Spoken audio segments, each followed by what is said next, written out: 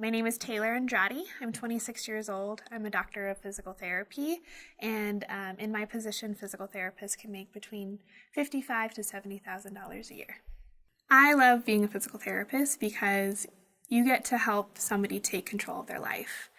As a physical therapist, you're a movement expert. You're looking at how a person moves and how that might affect their ability to do what they want to do.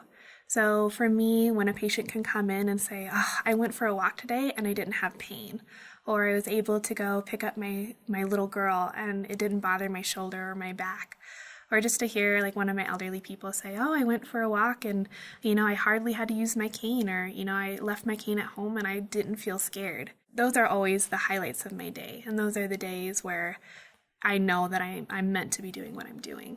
So my main responsibilities as a physical therapist is when a patient comes to see me, is I take them through a series of testing to see what different types of joint dysfunctions, maybe tissue restrictions, what is the generator of their pain or their dysfunction. From there, I have to educate the patient on what might be going on with their body. A lot of the times patients don't come in with maybe a full understanding of why they're experiencing what they're experiencing.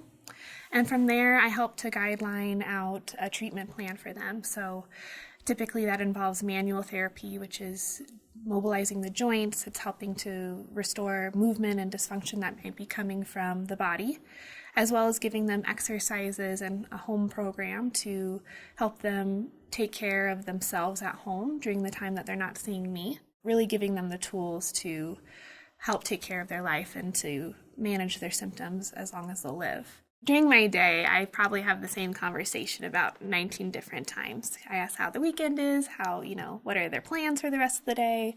But every patient is just different, and I never feel like it's monotonous because you get to develop your own relationship with these people. And I think that's one of the main things that drew me to physical therapy, is that I get to spend half an hour with my patients one-on-one, talking to them, understanding what is important to them and why they're here. With some fields, like with MDs, they're so pressured with time. They have so many people they have to take care of. And I've been to the doctor before. You see them for maybe like 8 minutes, 10 minutes, and then they have to go on to the next one. So being in physical therapy, I really get to see a patient not only for so much longer, but also from start to finish with their care. So when you're dealing with patients and you're dealing with people, you're dealing with a whole different host of personalities.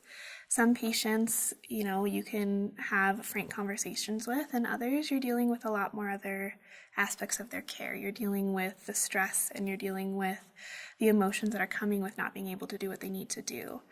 So having that flexibility in your personality, as well as within how you handle patients with your hands, is also important too. You also have to understand that everybody perceives pain differently.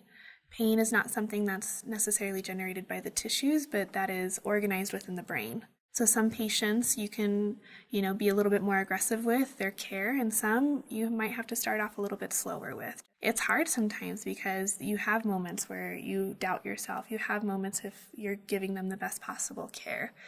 And it takes a lot of self-reflection to be able to understand where you should be going, what is on your responsibility, what is maybe something else that needs to be looked at as far as your patient's care. Financial situations are something that we have to take into consideration with our patients. So patients will come to me and, they have a very high deductible or they have a very high copay, and they have to choose between coming to therapy and paying for groceries or paying for gas. That's a huge burden for the patient to take on, and it's also a factor into their care. Dealing with healthcare has always been a frustration because nowadays we're working with plans that only allow a certain amount of visits a year, or we're having third-party authorization companies coming in and saying of those visits, they're only allowed to use 6 right now. And as a physical therapist and as a healthcare professional, this is something we're seeing across the board, across Colorado, across the U.S. right now.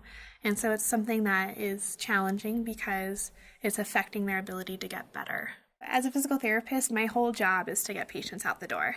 My goal is to make them as independent as possible and to get them better. And I hope that I never get to see these patients again because they're living a good life. So that does have an effect in my business. So some patients' care is only, a few weeks, a few visits, but some of my other patients can be there for 3 to 4 months at a time. Thankfully, working with a company like Specialized Physical Therapy, I have a marketing team that is there to help me grow my business, to branch out, and to also grow the company as a whole. So I work with my marketing director, and I told her that I love working with vestibular patients, so patients with dizziness. And because of that, more of the doctors in my area have been sending me patients that have dizziness disorders. Also, just having patients report back to their doctor about the excellent care that they're having is something to be worth mentioning as well as a way to grow your own business.